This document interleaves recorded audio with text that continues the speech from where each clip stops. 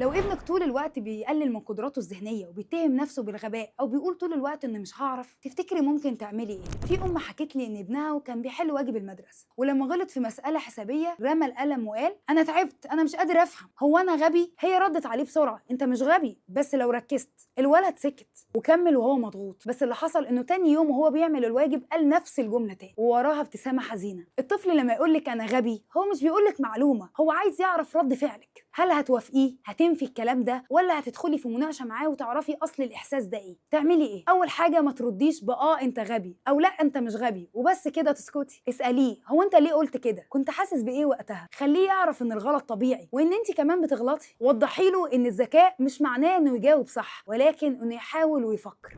لو حابب تتعلم تعديل سلوك وتدخل المجال كاخصائي تعديل سلوك، عملت لك كورس مجاني تقدر تتعلم منه اساسيات تعديل السلوك وبسهوله. سجل من خلال اللينك في الكومنت.